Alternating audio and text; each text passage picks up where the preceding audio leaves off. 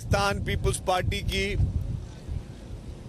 हुकूमत सिंध की जानिब से जो वादे किए गए थे, वन बाय वन तमाम उन वादों को पूरा किया जा रहा है। और पाकिस्तान पीपल्स पार्टी की हुकूमत सिंध जिसने ये तैयार किया हुआ है कि कराची को वो हर सहूलत दी जाएगी, कराची के शहरियों को वो हर फैसिलिटी दी जाएगी जो कि किसी भी अच्छे शहर के शहरियों को दी जानी चाहिए। आज हम मौजूद हैं सेनेटर ताज हैदर ब्रिज पर, और जैसा कि हमने वादा किया था, ये ब्रिज आज से पब्लिक के लिए खोल दी गई है।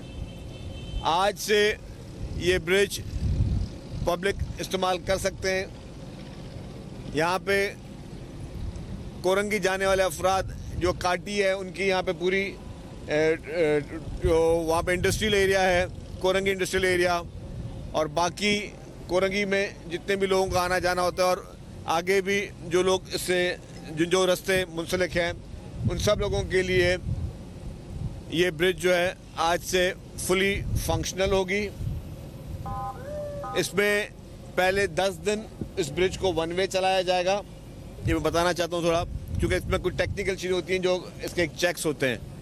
पहले 10 दिन इसको वन वे चलाया जाएगा और 10 दिन के बाद जो है ये ब्रिज 2 वे चलेगी, और उसके बाद फिर जो पुरानी जाम सादिक ब्रिज थी उसको तोड़ के वहाँ पे भी स्टेट ऑफ द आर्ट इससे बड़ी ब्रिज जो है वहाँ बनाई जा रही है। इससे यहाँ पे शहरियों के लिए एक बहुत ही उम्दा सहूलियात जो है वो दरकार होंगी। यहाँ पे येलो लाइन BRT जो हम वर्ल्ड बैंक के इश्तराक से बनाने जा रहे हैं, उस पर जब ये बसेस चलेंगी तो यहाँ पे एक बहुत बड़ा, मैं समझता हूँ, लोगों को रिलीफ मिलेगा। एक तारीखी रिलीफ लोगों को मिलेगा, लोगों के लिए बेहतरी आएगी। और जो भी BRT लाइंस हैं उस पर हुकूमत सिंध ने प्रायोरिटी रखी हुई है कि उसको हम लोग काम करें। कल भी हमारी ट्रांसपोर्ट की मीटिंग थी और उस मीटिंग में फैसले किए गए हैं कि हम शिकारपुर, खैरपुर और बाकी शहरों में भी अब हम शुरू करने जा रहे हैं पीपल्स बस सर्विस की बसेस। और कराची में जो मेमार से लेके टावर तक वो हम नए रूट शुरू कर रहे हैं, जो यहाँ पे बहुत बड़ी रिक्वायरमेंट है। 50,000 से ज़ायद डेली के बिना पर जो है वो मुसाफिर जो है वो बस में सर्विस करेंगे। उनके लिए हम EV बसेस शुरू करने जा रहे हैं, जो कि पाकिस्तान की पहली EV बसेस पाकिस्तान पीपल्स पार्टी लेके आई। तो ये तमाम जो चीज़ें हैं वो पाकिस्तान पीपल्स पार्टी कर रही है। आपका कब में नज़र आ रहा है शाहराह भुट्टो, लेफ्ट हैंड पे जाके देखेंगे, शाहराह भुट्टो खुल चुका है। दिसंबर में इसका आखिरी फेज़ भी कंप्लीट हो जाएगा और फिर पूरे कराची शहर की ट्रैफिक की डायनामिक्स जो है उस दिसंबर के बाद चेंज हो जाएगी। बाकी दो तीन महीने हैं। 2-3 महीने में जब वो शाहराह भुट्टो का आखिरी फेज़ कंप्लीट होगा तो जो कराची की इस वक्त ट्रैफिक का एक बहुत बड़ा चैलेंज है, इस शाहराह भुट्टो जब ये M9 से जाके मिलेगी तो टोटल इसका डायनामिक्स जो है कराची की ट्रैफिक को चेंज हो जाएंगे। और मैं समझता हूँ कि ये एक बहुत ही बड़ा काम जो है वो पाकिस्तान पीपल्स पार्टी की सिंध हुकूमत ने ये जो अल्टरनेट शाहराह भुट्टो का रोड बनाकर दिया है, इससे लोगों को बहुत फ़ायदा हो रहा है। शहर की बाकी जो सड़कें हैं उस पर भी तेज़ी से काम चल रहा है, जो कि बारिशों में ख़राब हो गई थी या बाकी जो और इशूज़ थे उस पर भी तेज़ी से डेली बुनियाद पे काम चल रहा है। मेयर कराची भी काम कर रहे हैं। वज़ीर बल्दियात नासिर हुसैन शाह साहब रोज़ाना की बिना पर जो है वो मुख्तलिफ मीटिंग्स कर रहे हैं, मुख्तलिफ जगहों पर जा रहे हैं। डिप्टी मेयर साहब मौजूद हैं, वो भी दिन रात जो है डिप्टी मेयर साहब वो कोशिश में हैं कि जी हम सारी चीज़ों को आगे लेकर चलें और यहाँ के मसाइल को हल करें। तो कराची इस वक्त हमारी टॉप प्रायोरिटी है। कराची में जितने भी चैलेंजेस हैं उन सब का एहसास भी है, और मैं वही कहता रहता हूँ कि जी कराची को लोग भले बुरा बोलें, लेकिन आज भी पूरे पाकिस्तान से लोग रोज़गार करने के लिए, नौकरियों के लिए, सेहत के इलाज करने के लिए कराची में जाते हैं, पाकिस्तान के किसी और शहर में नहीं जाते। जो लोग बड़े बड़े दावे करते हैं, मैं किसी के लिए भी बुराई नहीं कहूँगा कि सबके लिए गुड लक, लेकिन सेहत की सहूलियत आज भी पूरे पाकिस्तान से हमारे पास जो लोग इलाज के लिए आते हैं, बलूचिस्तान, खैबर पख्तूनख्वा, पंजाब से लोग इलाज करने के लिए जो है वो पंजाब में नहीं जाते, वो यहाँ पे सिंध में आते हैं, सिंध के हॉस्पिटल में जाते हैं। तो ये एक अच्छी बात है, उन सब का पाकिस्तान है। तो अल्हम्दुलिल्लाह हम लोग इस वक्त चीफ मिनिस्टर साहब की हिदायत पर और पाकिस्तान पीपल्स पार्टी की लीडरशिप की हिदायत पर तमाम जो महकमे वो दिनों रात मेहनत कर रहे हैं और ये हमारी टॉप प्रायोरिटी यही है कि हम जो है शहरियों के मसाइल हल करें। मज़ीद बसेस भी आ रही हैं, मज़ीद ट्रांसपोर्ट की सहूलियत भी दी जा रही हैं। हमने कल ये भी फैसला किया कि जो फर्स्ट फेज़ में पिंक स्कूटर ख़वातीन की लाई गई, अब उसकी हम जो फ्री ट्रेनिंग करवा रहे हैं, वो जिसमें हम फ्री ट्रेनिंग भी करा रहे हैं, फ्री में लाइसेंस भी दे रहे हैं। आपने कुछ नहीं करना, आपने सिर्फ नियत करनी है कि मुझे ये बाइक चलानी है। हमारे इस सूबे की माओं ने, बहनों ने, बेटियों ने सिर्फ एक नियत करनी है कि हमें बाइक चलानी है, तो free of cost EV bikes जो हैं आपको पाकिस्तान पीपल्स पार्टी की सिंध हुकूमत दे रही है। कोई और सूबा मुफ्त में पिंक बाइक्स, ये पिंक स्कूटर नहीं दे रहा, पाकिस्तान पीपल्स पार्टी हुकूमत सिंध दे रही है। और वो पिंक बाइक्स में आप जो है आराम के साथ सफ़र कर सकते हैं। आपको फ्री में ट्रेनिंग दी जा रही है, आपके ड्राइविंग लाइसेंस के पैसे भी हुकूमत सिंध भर रही है, और बड़ी बात यह है कि आपको मुफ्त में दी जा रही है। तो अब हमने डिविजनल हेडक्वार्टर्स में सारी ट्रेनिंग का प्रोग्राम बना लिया है, फौरी तौर पर वो शुरू करने जा रहे हैं, उससे लोगों को फ़ायदा होगा। ट्रैफिक के लिए बहुत इंपॉर्टेंट कवानीन है। अभी वज़ीर दाखिला साहब ने जो ट्रांसपोर्ट, उसमें ट्रैफिक महकमे में जो ई चालान का सिस्टम शुरू किया है, मैं समझता हूँ चालान भी बहुत हो रहे हैं। अब लोगों के लिए पैगाम है, लोगों के लिए पैगाम है कि बराए मेहरबानी एक अच्छा शहरी होने के नाते ट्रैफिक के कवानीन की पासदारी करें। हुकूमत आपसे चालान के पैसे नहीं चाहती, हुकूमत का मकसद चालान करना नहीं है, हुकूमत का मकसद आपसे पैसे लेना नहीं है। हुकूमत का मकसद है कि आप अपने ट्रैफिक कवानीन की पासदारी करें ताकि 1 रुपया भी चालान ना मिले, 1 रुपये का भी चालान ना हो। तो वो सारी टॉप प्रायोरिटीज़ पे काम इस वक्त हुकूमत सिंध की जानिब से हुकूमत सिंध कर रही है।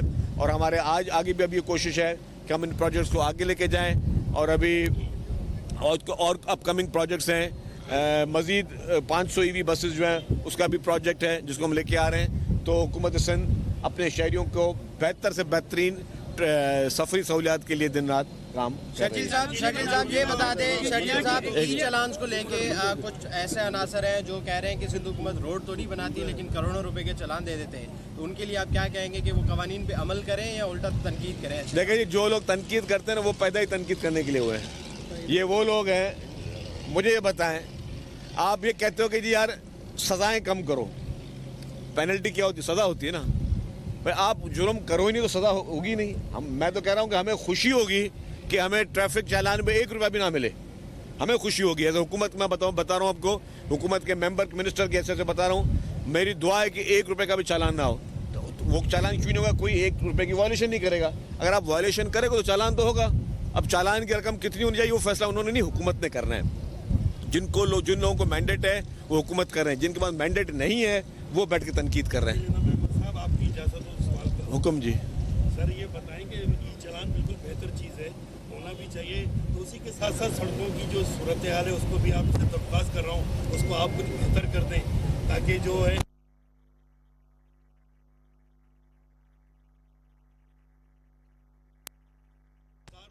मुश्किल दिन में कमाता है, मैं उनका कोई फेवर नहीं कर रहा, लेकिन ये है कि उनके साथ आप थोड़ी बहुत ऐसी नहीं, आप क्या चाह रहे हो मैं बताओ? नहीं क्या वो नहीं, चालान क्यों होता है आप मुझे बताएं। आपसे मैं सवाल पूछ रहा हूँ, चालान क्यों होता है? नहीं भाई, मेरे भाई तो बस वायलेशन कोई ना करे। आप जो बात कर रहे हो ना, मुझे आपको माजरत के साथ, आप सीनियर सहाफ़ी हो, आप एक बात जो कर रहे हो कि जी आप चालान कम करो, फूड डिलीवरी वाली की बात कर रहे हो, अच्छी बात है, किसी का एहसास होना अच्छी बात है, अच्छे इंसान निशानी है। लेकिन आप ये क्यों नहीं करोगे? यार कोई भी शख्स हो, चाहे वो फूड डिलीवरी वाला हो या कोई भी शख्स हो, सब हमारे लिए काबिल एहतराम है। वो ट्रैफिक के कवानीन की खिलाफ वर्जी ना करे तो उसका चालान ही ना हो। 1000 रुपये क्या है, अगर 100 रुपये भी करोगे तो 100 रुपये भी उसको भरने पड़ेंगे ना। देखिए, बात से चालान की नहीं होती, आपको नहीं पता ये चीज़ें क्या होती हैं, इनका मकसद क्या होता है। मकसद ये होता है कि इंसान की कीमती जान बहुत कीमती है, इंसान की कीमती जान बहुत कीमती है।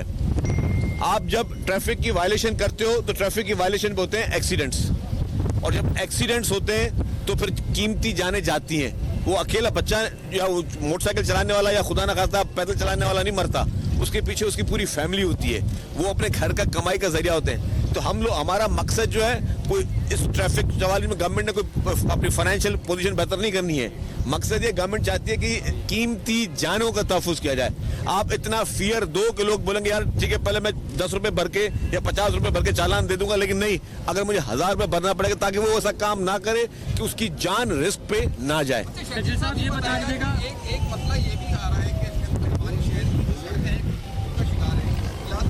जिस सड़क नहीं जाएगी लोग रोक नहीं जाएंगे, और दूसरा है कि हमारी सड़कों पर जो है वो लैंडमार्क नहीं की गई, बहुत चंद सड़कें हैं कि किस तरह देखिए जी, जहाँ ट्रैफिक मैनेजमेंट के इशू है उसको बहुत बेहतर किया जा रहा है।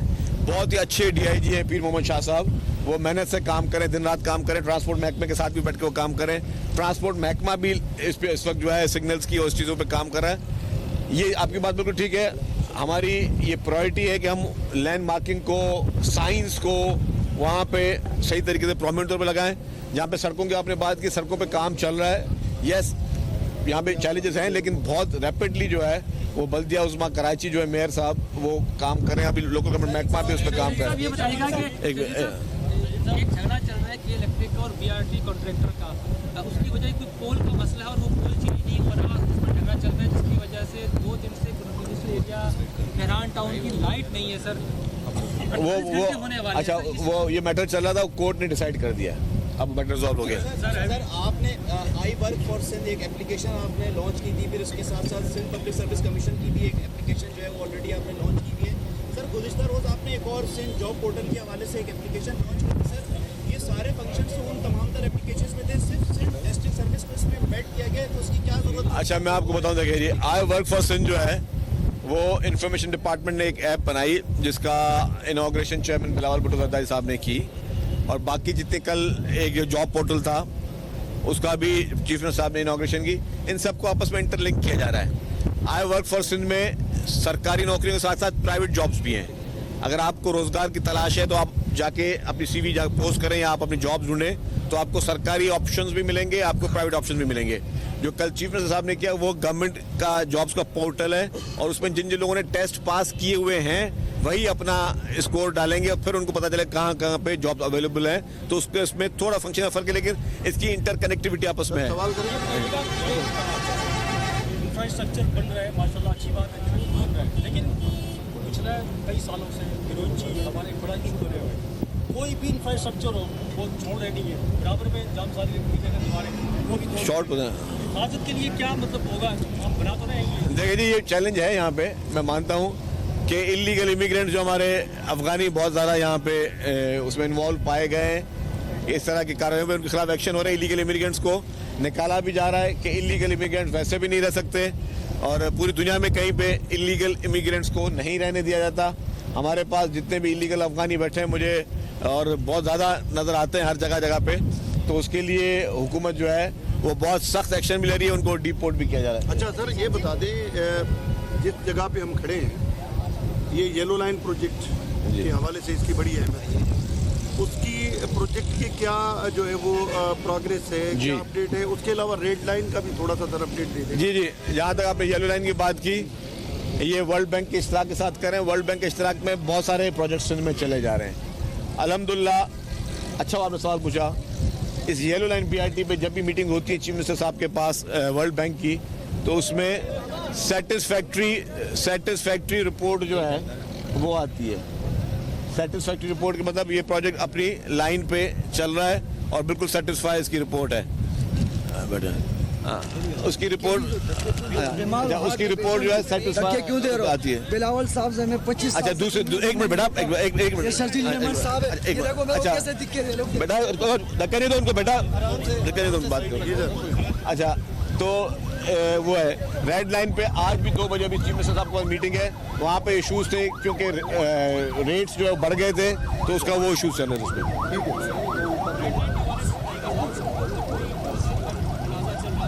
तनाज़े चल रहे हैं जी, लॉट 1 लॉट 2 पे चल रहा है। मैं दोबारा बता दूं आपको भाई, ये 2 जो है लॉट 1 लॉट 2, इन दोनों कॉन्ट्रैक्टर ने 2021 में कॉन्ट्रैक्ट्स इनको अवार्ड हुए थे। उसके बाद जो रेट्स हाई हो गए, डॉलर्स के रेट डबल हो गए, स्टील के रेट्स हाई हो गए, सीमेंट के रेट्स हाई हो गए, तो उनके क्लेम्स के मसले हैं। वो क्लेम्स जो है उसको हम एक प्रोसीजर के जरिए उनको पे करना चाह रहे हैं। हमारे इस वक्त तनाज़ा चल रहा है उसके साथ, और उम्मीद है कि हम लोग इस हफ्ते के अंदर या 10-15 दिन में उस तनाज़े को रिजॉल्व कर लेंगे, ताकि दोनों लॉट्स पे काम दोबारा से रैपिडली शुरू हो सके। सर आपने कहा कि अफगानिस्तान जो है वो किसी भी तौर पर मानने के लिए तैयार नहीं है। पाकिस्तान पर वो मुसलसल हमले भी कर रहा है, और जो अमन मुआहदे हो रहे हैं उसमें भी वो बार बार कलाबाजियाँ खा रहा है। अफगानिस्तान का ये रवैया आप कैसे देखते हैं? देखिए जी, आपने बहुत अच्छा सवाल किया। अफगानिस्तान जिसको हमेशा पाकिस्तान ने पलकों पे बिठाया, अफगानिस्तान जिसको हमेशा पाकिस्तान की अवाम ने दिल में बिठाया, वो हमारा ब्रदर मुल्क है।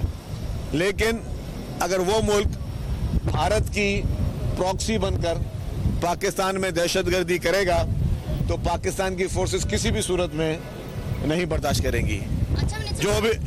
जो भी वहाँ पे दरअंदाजी वहाँ से हो रही है और वहाँ से जिस तरीके से भारत के कहने पे, क्योंकि भारत खुद तो लड़ नहीं सकता, भारत का तो आपने अशर देख लिया, जो अशर नशर हमारी पाकिस्तान की फोर्सेस ने किया, भारत खुद तो लड़ने के काबिल रहा नहीं। अब वो डरपोक भारत अपनी प्रॉक्सीज जो है वो अफगानिस्तान की हुकूमत के ज़रिए या अफगानिस्तान में मौजूद चंद लोगों के ज़रिए पाकिस्तान में तालिबान के ज़रिए वो दहशतगर्दी करवाना चाहता है, जिसको मुंह तोड़ जवाब पाकिस्तान ने दिया है। पाकिस्तान तमाम हमसायों के साथ पुरअमन तरीके से रहना चाहता है, पाकिस्तान तमाम हमसायों के साथ अच्छे ताल्लुकात रखना चाहता है, लेकिन अगर कोई मुल्क पाकिस्तान से पे मैली आंख रखेगा, पाकिस्तान में दहशतगर्दी की नीयत करेगा, तो हमारी फोर्सेस अल्हम्दुलिल्लाह इतनी कैपेसिटी रखती हैं कि उसको मुंह तोड़ जवाब दें। जी मिनिस्टर साहब, जैसा कि सिंध गवर्नमेंट ने अनाउंस किया हुआ है कि कम से कम हौसला जो है वो 37 से 42,000 होनी चाहिए, लेकिन महकमे ट्रांसपोर्ट की अगर हम बात करें तो येलो लाइन के जो फील्ड स्टाफ है उनकी तरफ से कंप्लेन आ रही है कि उनकी कम से कम सैलरी जो है वो सिर्फ 28 से 29,000 है और वो भी उनको 3-3 महीने ताखिर से मिल रही है। देखें जी, येलो लाइन की किसी भी स्टाफ को हुकूमत सिंध सैलरी नहीं देती, ऑरेंज लाइन की भी किसी भी स्टाफ को सिंध हुकूमत सैलरी नहीं देती। वहाँ पे मुख्तलिफ कंपोनेंट्स हैं जो आउटसोर्स किए हुए हैं, उसमें अगर आपकी कुछ शिकायत की जाए, हुकूमत की जिम्मेदारी ज़रूर है कि हम उसको उस पर एक्शन लें। हम देखेंगे कि उनको मिनिमम जो वेजेस वो मिलने चाहिए। सर, आपने कहा कराची में मजीद बसेस लाई जा रही हैं, तो कितनी बसेस आ रही हैं, कब आएंगी, कुछ तादाद बता दें। कराची में आपने कहा कि मजीद बसेस लाई जा रही हैं, कब आएंगी बसें, कितनी आएंगी कराची के लिए कुछ? कराची में जी बसेस जो हैं वो अब समझे हर महीने की बुनियाद पर जो है बसेस की ट्रांचें आ रही हैं, बसेस को लेकर आएंगे और अभी 100 बसेस जो हैं और आनी है, उससे पहले ईवी बस आनी है, डबल डेकर बस आनी है। एक मिनट बात कर ईवी बसेस भी आ रही है, तो इन सब पे जो है और मजीद होगी। Thank you. कराची में सीनियर वजीर सिंध शर्जील मेमन ने सेनेटर ताज हैदर पुल का दौरा किया है। इस मौके पर गुफ्तगू करते हुए उन्होंने कहा कि इस पुल को जल्द ही आवाम के लिए खोल दिया जाएगा। शहरियों को सहूलियात की फराहमी अवलीन तरजीह है। मंसूबे से शहर के ट्रैफिक के मसाइल हल हो सकेंगे। सेनेटर ताज हैदर पुल के दौरे के मौके पर वजीर इत्तलात सिंध शर्जील मेमन ने शहर में जारी दीगर तरक्याती मंसूबों से भी मुतालिक गुफ्तगू की।